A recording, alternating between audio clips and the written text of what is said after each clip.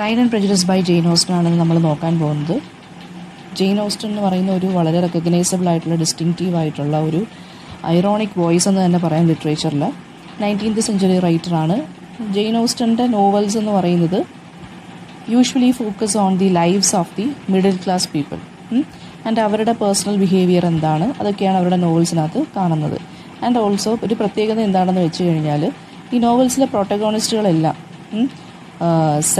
അതായത് ഒരു ആദ്യം ആ ബിഗിനിങ് ഓഫ് ദി നോവലിൽ വളരെ ഇൻസെൻസിറ്റീവായിട്ടും ഒരു കൈൻഡ് ഓഫ് നാർസിസ്റ്റിക് ആയിട്ടുള്ള ഒരു പേഴ്സണാലിറ്റി ഒക്കെ ആയിരിക്കും, ഈഗോയിസ്റ്റ് ഒക്കെ ആയിട്ടായിരിക്കും ബിഹേവ് ചെയ്യുന്നത്. പക്ഷേ ടുവേർഡ്സ് ദി എൻഡ് എന്ന് പറയുന്നത് അവർക്കൊരു മോറൽ ഗ്രോത്ത് കാണിക്കും. അതായത് വളരെ വയസ്സായിട്ടും മെച്യൂറായിട്ടും മോറലി അപ്രൈറ്റ് ആയിട്ടുള്ളൊരു പേഴ്സണായിട്ടായിരിക്കും ലാസ്റ്റ് കാണിക്കുന്നത്.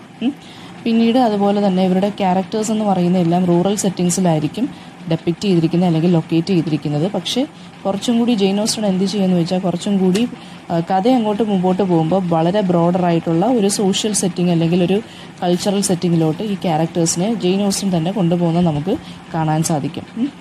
പിന്നെ അതുപോലെ തന്നെ സ്ത്രീ കഥാപാത്രങ്ങൾ, ഇവരുടെ ഫീമെയിൽ പ്രൊട്ടാഗണിസ്റ്റുകൾ എന്ന് പറയുന്നത് എല്ലാവരും നല്ല വിറ്റി ആയിട്ടുള്ള ഡയലോഗ്സ് പറയുന്ന വളരെ ഇൻ്റലക്ച്വൽ ആയിട്ടുള്ള സ്ത്രീ കഥാപാത്രങ്ങളാണ് ഉള്ളത്. അവരെന്ന് പറയുന്നത് ഈ ഒരു മെയിൽ പേട്രിയാർക്കിയെ തന്നെ ക്വസ്റ്റ്യൻ ചെയ്യുന്ന ടൈപ്പ് ഓഫ് ക്യാരക്ടേഴ്സാണുള്ളത്.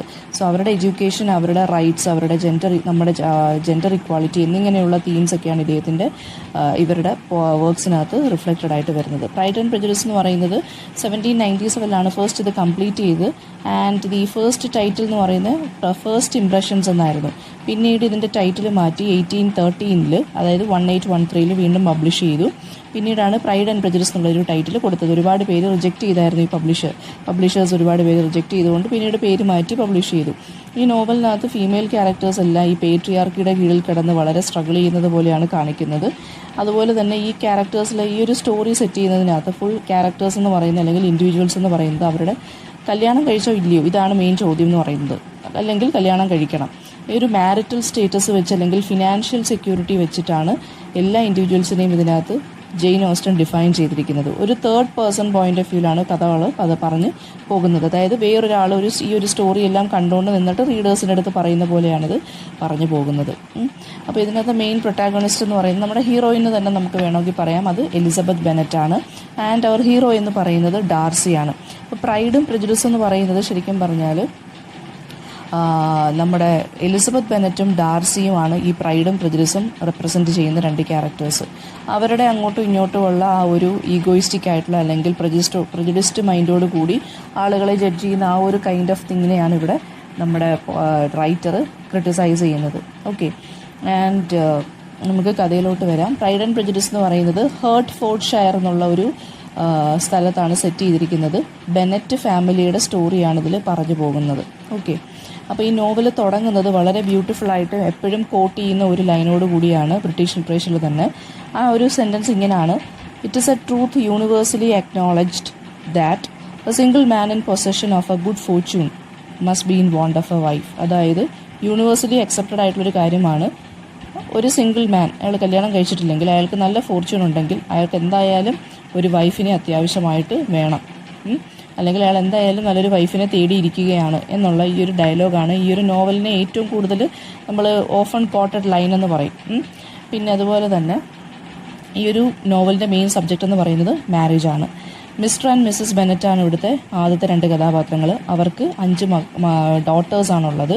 ഫസ്റ്റ് വൺ എന്ന് പറയുന്നത് ജെയിൻ ആണ്. രണ്ടാമത്തത് എലിസബത്ത്, നമ്മുടെ മെയിൻ പ്രൊട്ടാഗണിസ്റ്റ്. എലിസബത്തിനെ വിളിക്കുന്ന പേര് ലിസി എന്നാണ്. പിന്നീട് മേരി എന്നുള്ളൊരു ഡോട്ടറുണ്ട്, കാത്തറീൻ്റെ പേര് കിറ്റി എന്നാണ് വിളിക്കുന്നത്. Then last one Lydia. ഇത്രയും പേരും നല്ല പ്രോപ്പർട്ടി ഉള്ള അല്ലെങ്കിൽ നല്ല റിച്ച് ആയിട്ടുള്ള ഹസ്ബൻഡ്സിനെ കൊണ്ട് കല്യാണം കഴിപ്പിക്കാൻ വേണ്ടി ഇരിക്കുകയാണ്. അപ്പോൾ ആദ്യം മൂത്തതെന്ന് പറയുന്നത് ജെയിൻ ആണ്. ജെയിൻ വളരെ മോഡസ്റ്റാണ്, വളരെ സ്വീറ്റ് ആയിട്ടുള്ളൊരു ലേഡിയാണ്. ആൻഡ് അവരുടെ ഏറ്റവും അടുപ്പമുള്ള ഒരു സിസ്റ്ററാണ് എലിസബത്ത് എന്ന് പറയുന്നത്. എലിസബത്ത് അങ്ങനെയല്ല, വളരെ ഇൻ്റലിജൻ്റ് ആണ്. അതുപോലെ തന്നെ ഈ ട്രഡീഷണൽ ആയിട്ടുള്ള എല്ലാ കാര്യത്തിനെയും എതിർക്കുന്ന അല്ലെങ്കിൽ ക്വസ്റ്റ്യൻ ചെയ്യുന്ന ഒരു ലേഡിയാണ് എലിസബത്ത് എന്ന് പറയുന്നത്, നമ്മുടെ പ്രൊട്ടാഗണിസ്റ്റ്. മേരി എന്നുള്ള കഥാപാത്രം എന്ന് പറയുന്നത് വളരെ ബുക്കിഷാണ്. ബാക്കിയുള്ള 2 പേര്, അതായത് കിറ്റിയും ലിഡിയും എന്ന് പറയുന്നതും യങ്ങർ വൺസ് ആണ്. അവർ ഇമ്മെച്യൂർ ആണ് കേട്ടോ. അപ്പോൾ മിസ്റ്റർ ബെനറ്റ് എന്ന് പറയുന്ന വളരെ മെച്യൂർ ആയിട്ടുള്ള ഇൻ്റലിജൻറ്റ് മാനാണ്. അദ്ദേഹത്തിന് വളരെ പ്രോഗ്രസീവ് ആയിട്ടുള്ളൊരു ഐഡിയാസാണുള്ളത്. അതൊരു ഫെമിനിസ്റ്റിക് ഫാദർ എന്ന് പറയാം. പക്ഷേ അദ്ദേഹത്തിന് ഈ യങ്ങർ ഡോട്ടേഴ്സിൻ്റെ ഒരു ചൈൽഡിഷ് ഇൻസ്റ്റിങ്ക്റ്റ് അല്ലെങ്കിൽ ഈ ഇമ്മച്യൂർ ആയിട്ടുള്ളൊരു പെരുമാറ്റത്തിൽ അദ്ദേഹത്തിന് ഒന്നും ചെയ്യാൻ പറ്റിയില്ല. ഓക്കെ, ഇദ്ദേഹത്തിൻ്റെ ഫേവറേറ്റ് ഡോട്ടർ എന്ന് പറയുന്നത് ഒബ്വിയസ്ലി ആരായിരിക്കും? നമ്മുടെ പ്രൊട്ടാഗണിസ്റ്റ് ആയിട്ടുള്ള എലിസബത്ത് ആണ്. ബിക്കോസ് ആ ഒരു സെൻസ് ഓഫ് ഹ്യൂമർ, അച്ഛൻ്റെ സെൻസ് ഓഫ് ഹ്യൂമറും വിറ്റും ഇൻ്റലിജൻസും എല്ലാം കിട്ടിയിരിക്കുന്ന ഈ മകൾക്കാണ്. അപ്പം മിസ്സസ് ബെനറ്റ് പറയുന്നുണ്ട്, അതായത് മിസ്റ്റർ ബെനറ്റിൻ്റെ ക്യാരക്ടർ ഇതാണ്. മിസ്സസ് ബെനറ്റ് എന്ന് പറയുന്ന അയാളുടെ വൈഫിൻ്റെ ക്യാരക്ടർ എന്ന് പറയുന്നത് അവരെങ്ങനെയെങ്കിലും ഈ പിള്ളേരെ എങ്ങനെയെങ്കിലും പെട്ടെന്ന് കല്യാണം കഴിപ്പിച്ച് അയക്കാൻ നിൽക്കുകയാണ്. അതായത് വളരെ റിച്ച് ആയിട്ടുള്ള ഒരാളുടെ കൂടെ പെട്ടെന്ന് തന്നെ ഇതിനെ എല്ലാം കല്യാണം കഴിപ്പിച്ച് അയക്കണം.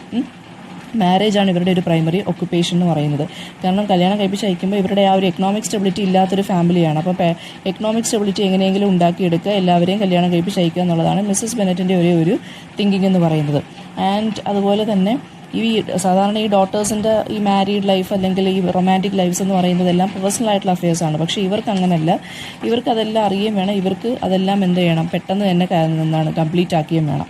അതായത് ഇവരെല്ലാ കാര്യത്തിലും ആവശ്യമില്ലാതെ, ഡോട്ടേഴ്സിൻ്റെ എല്ലാ കാര്യത്തിലും ആവശ്യമില്ലാതെ ഇടപെടുന്നൊരു സ്ത്രീയാണ്, ഒരു പ്രൈവസിയും കൊടുക്കാതെ. ഓക്കെ, അങ്ങനെ മിസ്സസ് ബെനറ്റ് ഇങ്ങനെ തേടി നടക്കുകയാണ് ഫ്യൂച്ചർ ഹസ്ബൻഡ്സിനെ. അപ്പോഴാണ് മിസ്റ്റർ ബിംഗ്ലി എന്ന് പറഞ്ഞൊരാളെ കണ്ടുമുട്ടുന്നതും അയാളെ ജെയിനിന് വേണ്ടി ആലോചിക്കുകയാണ് ചെയ്യുന്നത്.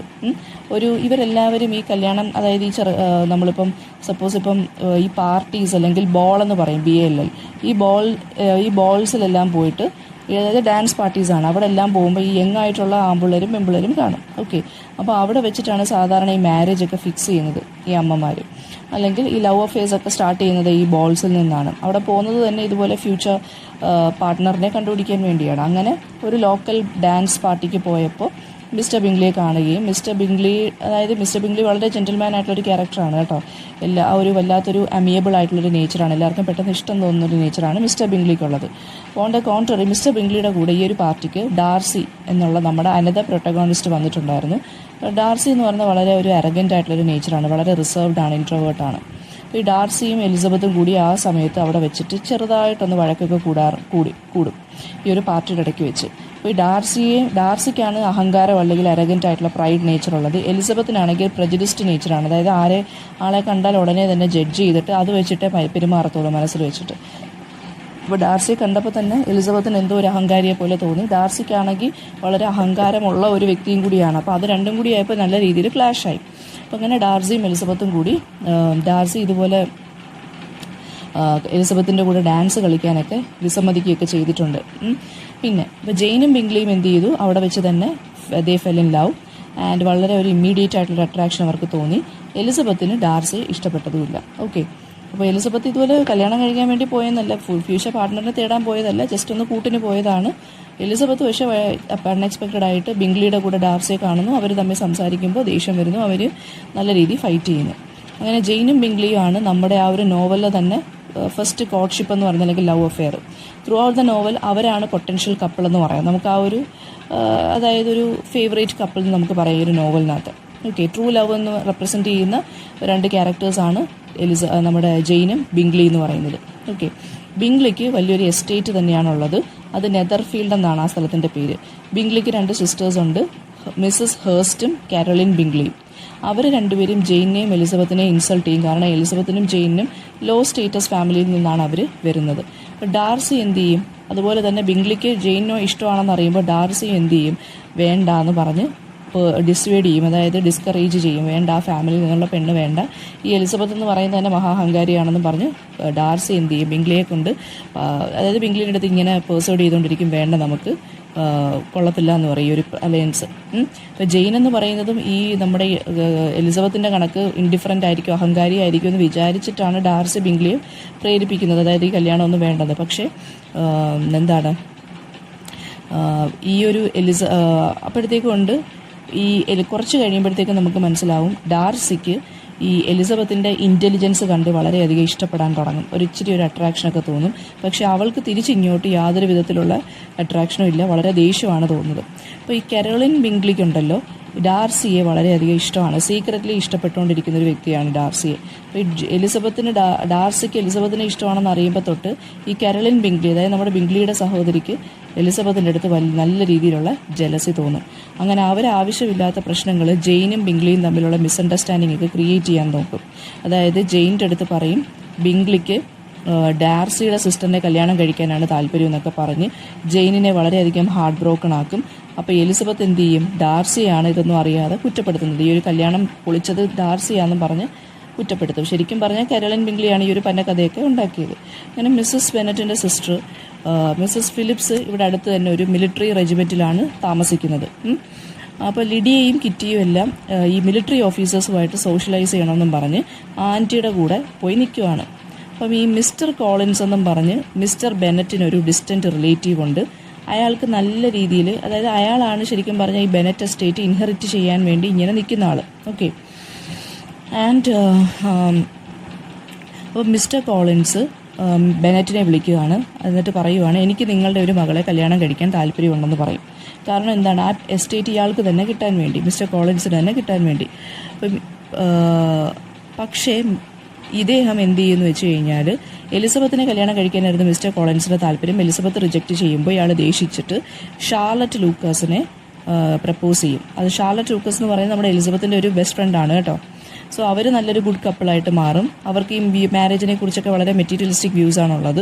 എലിസബത്ത് പക്ഷേ ഡിസപ്പോയിൻറ്റഡ് ആയി. കാരണം ഈ സ്വന്തം ഫ്രണ്ട് ഇയാളെയാണല്ലോ കല്യാണം കഴിക്കുന്നത്. ഫിനാൻഷ്യൽ സെക്യൂരിറ്റിക്ക് വേണ്ടി മാത്രമാണ് ഷാർലറ്റ് ലൂക്കാസ് ഈ മിസ്റ്റർ കോളിൻസിനെ കല്യാണം കഴിക്കുന്നത്. എന്നാലും എലിസബത്ത് വളരെയധികം ഡിസപ്പോയിൻറ്റഡ് ആയി ഒരു ചോയ്സിൽ, ഫ്രണ്ടിൻ്റെ ഈ ഒരു ചോയ്സിൽ. പിന്നെ അടുത്തതെന്ന് പറയുന്നത് മിസ്റ്റർ വിക്രം എന്ന് പറഞ്ഞൊരു ക്യാരക്ടർ വരുന്നുണ്ട്. ഒരു മിലിറ്ററി ഓഫീസറാണ്. അയാൾ എലിസബത്തിനെ കാണുന്നുണ്ട്. ആൻഡ് എലിസബത്തും മിസ്റ്റർ വിക്കവുമായിട്ട് സംസാരിക്കുമ്പോൾ ഡാർസിക്ക് വളരെയധികം ഡിസ്കംഫർട്ട് ഫീൽ ചെയ്യുന്നുണ്ട്. കാരണം ഡാർസി രഹസ്യമായിട്ട് എലിസബത്തിനെ സ്നേഹിക്കാൻ തുടങ്ങിയിരിക്കുന്നു. വിക്കത്തിൻ്റെ അച്ഛനാണ് ഡാർസിയുടെ എസ്റ്റേറ്റ് പണ്ട് നോക്കി നടത്തിയത്. വിക്കം എന്ന് പറയുന്നൊരു ക്യാരക്ടർ വളരെ ചാമിങ് ആണ്, വളരെ പോപ്പുലറാണ് സ്ത്രീകളുടെ ഇടയിൽ. ആൻഡ് എലിസബത്തിൻ്റെ ഈ ഒരു ഇഷ്ടം ഇയാൾ പിടിച്ചു പറ്റാൻ വേണ്ടി നോക്കുവാണ്. എന്നിട്ട് പറയുന്നു, ഡാർസി എനിക്ക് നേരത്തെ അറിയാമെന്നും ഡാർസിയെക്കുറിച്ച് കുറച്ചില്ലാത്ത കാര്യങ്ങളും ഫോൾസ് ആയിട്ടുള്ള ഇൻസിഡൻസ് ഒക്കെ ഇങ്ങനെ പറഞ്ഞു കൊടുക്കും. ഓൾറെഡി എലിസബത്തിന് ഡാർസിയെ കണ്ടുകൂടെ, ഇതും കൂടെ ആകുമ്പോഴത്തേക്കും ഭയങ്കര ദേഷ്യവും. അതായത് എലിസബത്തിൻ്റെ അടുത്ത് ഇയാൾ പറയും, ഞാൻ ഡാർസിയുടെ, അതായത് അച്ഛൻ്റെ ഗോഡ്സൺ ആണ് ഞാൻ, അതായത് എന്നെ ചേർച്ചിൽ ഗോഡ് ഫാദർ എന്ന് പറയുന്നത് ഡാർസിയുടെ അച്ഛനാണെന്നും അതുപോലെ തന്നെ ഡാർസി വില്ലനാണെന്നുള്ള രീതിയിലൊക്കെ, അതായത് അച്ഛൻ്റെ വിഷസ് ഒന്നും ഡാർസി കംപ്ലീറ്റ് ചെയ്ത് കൊടുത്തില്ല, അല്ലെങ്കിൽ ഫുൾഫിൽ ചെയ്ത് കൊടുത്തില്ല. ഈ വിക്കം എന്നുള്ള എസ്റ്റേറ്റ്, അതായത് നമ്മുടെ ആ എസ്റ്റേറ്റിനെല്ലാം ഇയാൾ നശിപ്പിച്ചു എന്നൊക്കെ പറഞ്ഞ് ഡാർസിയെക്കുറിച്ച് ഇല്ലാത്ത കഥകളെല്ലാം എലിസബത്തിൻ്റെ അടുത്ത് പറയും. അപ്പോൾ അക്കോർഡിംഗ് ടു വിക്കം, ഡാർസി ഇയാളുടെ ഇൻഹെറിറ്റൻസ് പോലും തട്ടിയെടുത്തു എന്ന് പറയും. അങ്ങനെ ഇയാൾ പിന്നീട് എന്തുകൊണ്ടാണ് ശരിക്കും പറഞ്ഞാൽ ഇയാളും ഡാർസിയും തമ്മിലുള്ള വിഷയം തുടങ്ങുന്നതെന്ന് വെച്ച് കഴിഞ്ഞാൽ, ഡാർസിയുടെ സിസ്റ്റർ ആയിട്ടുള്ള ജോർജീനിയെ ഇയാൾ 15-ാമത്തെ വയസ്സിൽ സെഡ്യൂസ് ചെയ്യാൻ ശ്രമിക്കും. അങ്ങനെ ജെയിൻ പക്ഷേ എന്ത് ചെയ്യും, ഈ സ്റ്റോറിയൊന്നും ബിലീവ് ചെയ്തില്ല. എലിസബത്ത് എന്ത് ചെയ്യും, ഈ സ്റ്റോറി ബിലീവ് ചെയ്യും. അവളുടെ ആ പ്രജുഡിസ്ഡ് ബിലീഫ് കൊണ്ട്, ഡാർസി ഇഷ്ടമല്ലാത്തതുകൊണ്ട് ഇതെന്തായാലും പെട്ടെന്ന് തന്നെ ബിലീവ് ചെയ്യും എലിസബത്ത്. മോർ ഓവർ അത് മാത്രമല്ല, വിക്രത്തിൻ്റെ ആ ഒരു പേഴ്സണാലിറ്റി കണ്ട് എലിസബത്ത് കുറച്ച് ഫ്ലാറ്റേഡ് ആവും. അട്രാക്ഷൻ ഒന്നും അല്ല, ജസ്റ്റ് ഒന്ന് ഫ്ലാറ്റേഡ് ആവും. അങ്ങനെ ജെയിൻ ലണ്ടനിൽ പോയി താമസിക്കുവാണ് ഇവരുടെ അങ്കിളിൻ്റെ കൂടെയും ആൻറ്റിയുടെ കൂടെയും. അത് മിസ്റ്റർ ആൻഡ് മിസ്സസ് ഗാർഡിനർ എന്നാണ് അങ്കിളുടെ ആൻറ്റിയുടെയും പേര്. മീൻ വൈല് ലേഡി കാത്തറിൻ വളരെ അരഗൻറ്റും ഡൊമിനിയറിംഗ് ആയിട്ടൊരു ക്യാരക്ടറാണ്. ആൻഡ് അവർക്ക് ഡാർസി അവരുടെ മകളെ കല്യാണം കഴിക്കണമെന്ന് ഇങ്ങനെ പ്ലാനിട്ടിരിക്കുവാണ്. ലേഡി കാത്തറിൻ എന്ന് പറഞ്ഞൊരു ക്യാരക്ടറുണ്ട്. അപ്പോൾ അവരെന്ത് ചെയ്യും, ഡാർസിയെ ഡിന്നറിന് ക്ഷണിക്കും. അപ്പോൾ ലേഡി കാത്തറിൻ എന്ന് പറയുന്നത് ഒരു വിഡോയാണ്. അവർ വളരെ ഫേമസ് ആണ്, റിച്ചാണ്, ഒരു വലിയ മാൻഷനൊക്കെ ഉണ്ട്.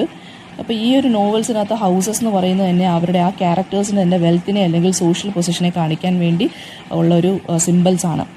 അപ്പോൾ ഈ ലേഡി കാത്തറിനാണ് മിസ്റ്റർ കോളിൻസിനെ റെക്ടറായിട്ട് അപ്പോയിൻറ്റ് ചെയ്തിട്ടുള്ളതും. അതായത് ആ ചേർച്ചിലെ റെക്ടറായിട്ട് അപ്പോയിൻറ്റ് ചെയ്ത് മിസ്റ്റർ കോളിൻസിനെ, അതായത് നമ്മുടെ ലേഡി കാത്തറിനാണ്. ഈ കാത്തറിൻ്റെ എസ്റ്റേറ്റിൽ വെച്ച് എലിസബത്ത് വീണ്ടും ഡാർസിയെ കാണുന്നു. ആൻഡ് കസിനായിട്ടുള്ള ഫിറ്റ്സ് വില്യത്തിനെയും കാണുന്നു.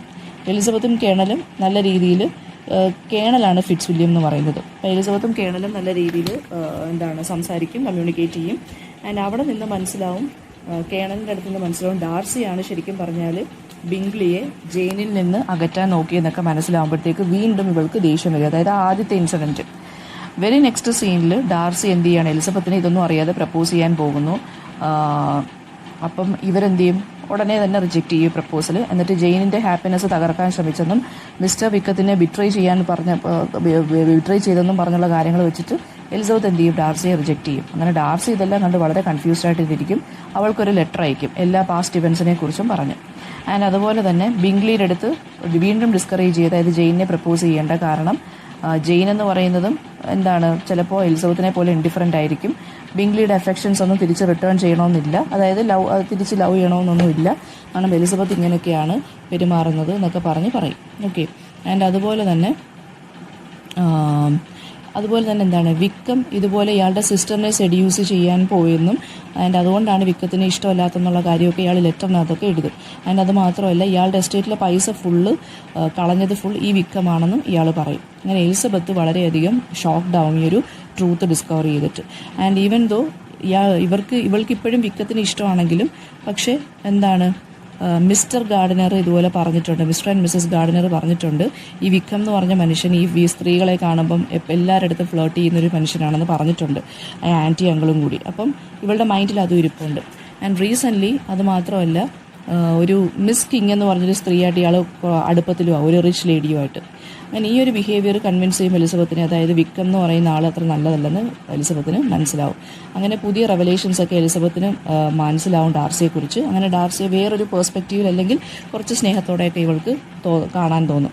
അതായത് ആ ഒരു മൈൻഡൊക്കെ ഒന്ന് ഇച്ചിരി മാറും.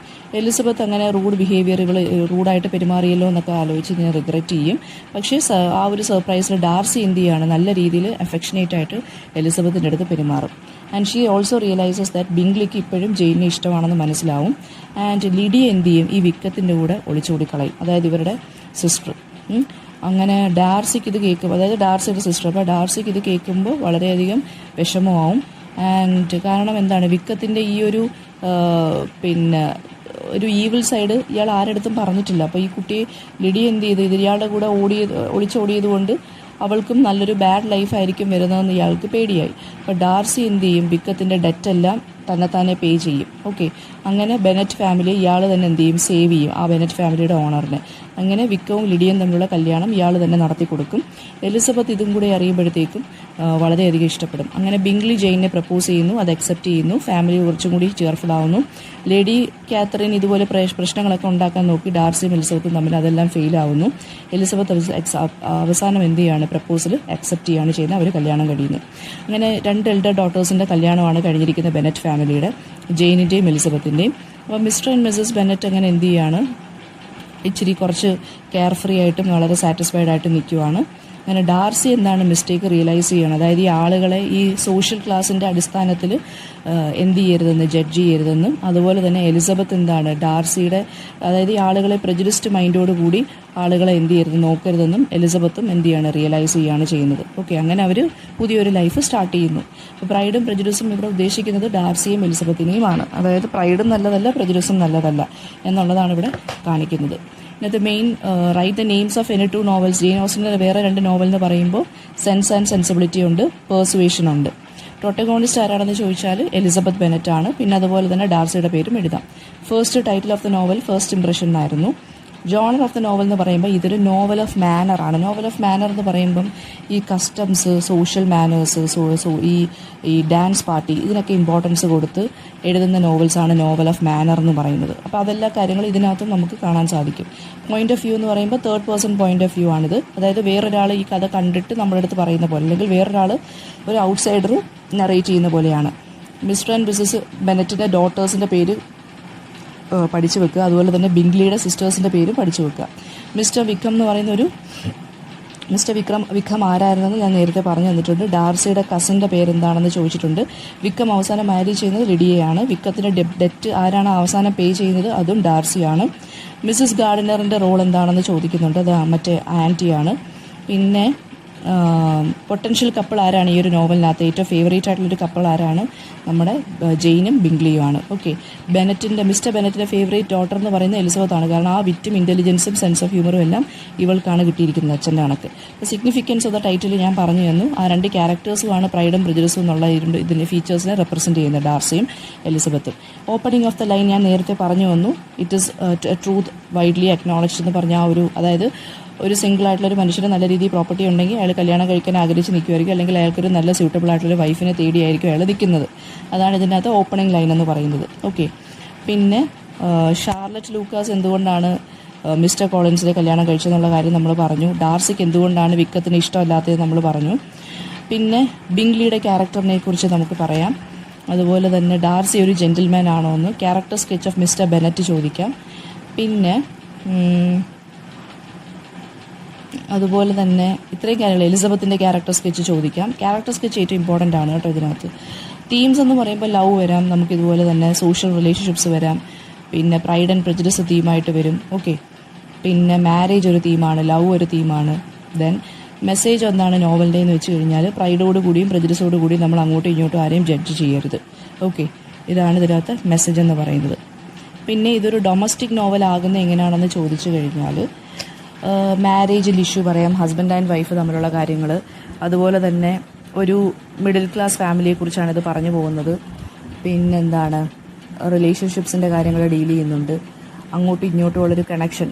പിന്നെ എന്താണ്, സാധാരണ ഡൊമസ്റ്റിക് നോവൽ എന്ന് പറയുമ്പോൾ ഇവിടെ ഉദ്ദേശിക്കുന്നതെന്ന് വെച്ച് കഴിഞ്ഞാൽ, ഈ ഒരു നോവൽ ഈ ഡൊമസ്റ്റിക് ആയിട്ടുള്ള കാര്യങ്ങളെക്കുറിച്ച് എങ്ങനെയാണ് പറഞ്ഞു പോകുന്നത്, നമ്മുടെ ഡേ ടു ഡേ ലൈഫിനെക്കുറിച്ച് എങ്ങനെയൊക്കെയാണ് പറഞ്ഞു പോകുന്നത്, നമ്മുടെ ഡേ ടു ഡേ ലൈഫിൽ സംഭവിക്കുന്ന കാര്യങ്ങളൊക്കെ ഇതിനകത്തും പറഞ്ഞു പോയിട്ടുണ്ടോ എന്നൊക്കെയുള്ളൊരു സെറ്റിങ്ങിലാണ് പറയേണ്ടത്. ഓക്കെ, അപ്പം അതായത് ഈ മിഡിൽ ക്ലാസ് ഫാമിലി കല്യാണം കഴിക്കുന്ന കാര്യം, ഇതൊക്കെയാണ് കോർട്ട്ഷിപ്പ്, ഫാമിലി ലൈഫ്, മാരേജ്, ചിൽഡ്രനെ കുറിച്ചുള്ള കാര്യങ്ങൾ എന്തൊക്കെയാണ് പറയുന്നത്, അതൊക്കെയാണ് ഈ ഡൊമസ്റ്റിക് ഫിക്ഷൻ എന്ന് പറയുന്നത്. അപ്പം അതൊക്കെ എങ്ങനെയാണ് ഈ നോവലിനകത്ത് വന്നത്.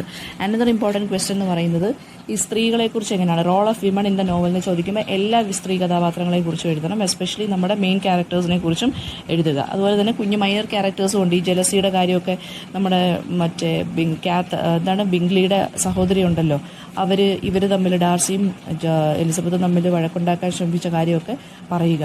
പിന്നെ ഇതിനകത്ത് മോറൽ മെസ്സേജ് നമ്മൾ പറഞ്ഞു. ബിംഗ്ലി ഡാർസി റിലേഷൻഷിപ്പും ജെയിൻ എലിസബത്ത് റിലേഷൻഷിപ്പുമായിട്ടുള്ള കമ്പയർ ആൻഡ് കോൺട്രാസ്റ്റ് നല്ലതാണ്. ബിംഗ്ലി ഡാർസി എന്ന് വെച്ചാൽ ഫ്രണ്ട്സാണ്, ജെയിനും എലിസബത്ത് എന്ന് പറയുന്നത് സിസ്റ്റേഴ്സാണ്. അപ്പോൾ ബിംഗ്ലിയും ജെയിനും തമ്മിൽ ഒരു പൊട്ടൻഷ്യൽ കപ്പിളാണ് ഇതിനകത്ത്. അതായത് അവർ തമ്മിൽ അങ്ങനെ വഴക്കോ ബഹളമൊന്നുമില്ല, കുറച്ച് മിസ്അണ്ടർസ്റ്റാൻഡിങ്സ് മാത്രമേ ഉള്ളൂ. ഫസ്റ്റ് ലവ് ആണ്, ലവ് അറ്റ് ഫസ്റ്റ് സൈറ്റ് ആണ്, അങ്ങനെ പറഞ്ഞു പോകുക. റൊമാൻറ്റിക് ആയിട്ടുള്ളൊരു ലവിനെയാണ് അവർ റെപ്രസെൻറ്റ് ചെയ്യുന്നത്. മറ്റേത് രണ്ടും അങ്ങനെയല്ല, കുറച്ച് കോൺഫ്ലിക്റ്റഡ് ആയിട്ടുള്ളൊരു റിലേഷൻഷിപ്പാണത്. ക്രൈസിസ്, പ്രശ്നങ്ങൾ മാത്രമായിരുന്നു ആദ്യം, പിന്നീടാണ് മിസ്അണ്ടർസ്റ്റാൻഡിങ്സ് എല്ലാം മാറി വന്നത്. ഓക്കെ, ഇത്രയും ക്വസ്റ്റ്യൻസ് ആണ് ഇതിനകത്തുനിന്ന് ചോദിക്കാനായിട്ടുള്ള ഇത്രയും ക്വസ്റ്റ്യൻസേ വരത്തുള്ളൂ. പിന്നെ എന്തെങ്കിലും ഡൗട്ട് ഉണ്ടെങ്കിൽ കമൻറ്റ് ബോക്സിൽ ചോദിക്കുക. Thank you.